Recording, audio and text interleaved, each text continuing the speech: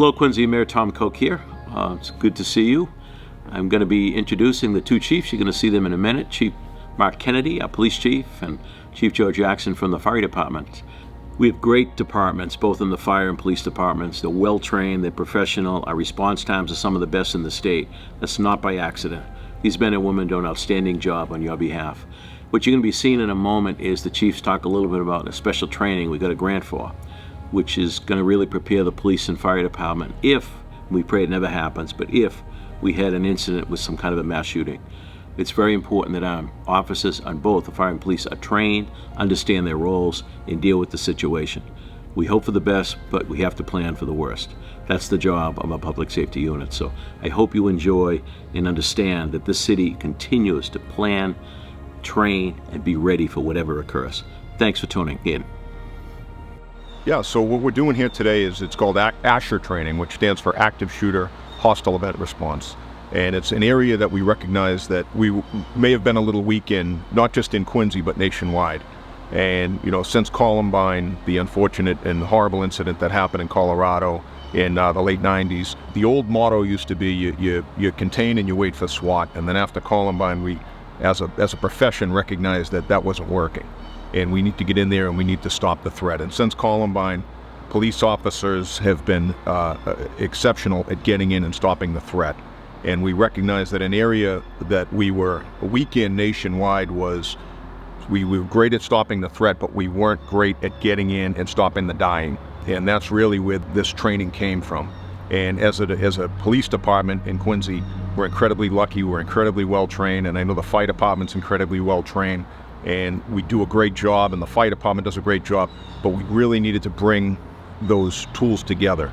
And that's what this training is all about, is that when we start working together, we're going to do a better job for the citizens, and we're going to be able to not only respond well, but give the citizens some peace of mind that, hey, when something happens, God forbid, we're incredibly well trained, we speak the same language, we communicate. There's a saying, if you fail to prepare, you're preparing to fail. And that's what we're doing here. We're preparing to be successful and bring our incredibly two great departments together to provide the best services to the citizens of Quincy. We were putting police and fire together. Right now they're doing a classroom portion, and what this basically entails is if there was an active shooting in the city of Quincy, we're all getting on the same page here. We form these groups of people called rescue task forces, and basically it's a group of police and fire.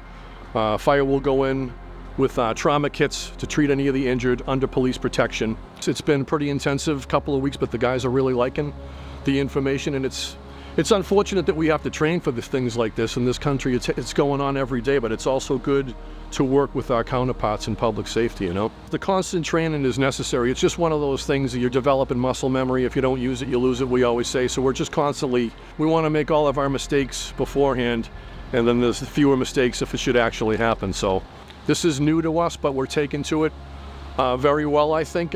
Thank goodness for the mayor and his support and the support of the council. We have all these ballistic vests. We're outfitted to respond to this.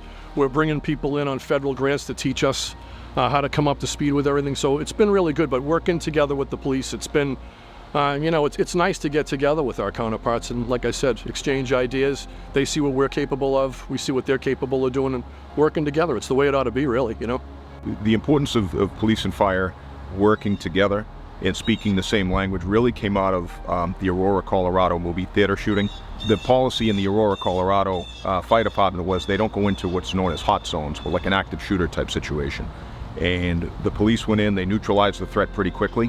They got the suspect into custody, but there were a lot of victims there. And they were calling for the ambulances and the fire department to come in and help. And because the fire department still considered it a hot zone, they wouldn't go in. And it wasn't cowardice or anything like that, it was policy.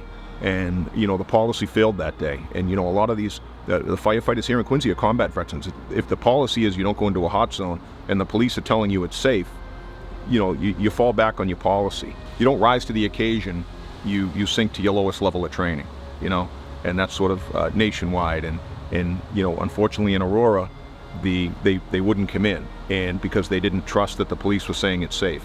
And we just wanted to make sure, you learn lessons from around the country, and that's a lesson we learned from Aurora, Colorado, and it's not going to happen here.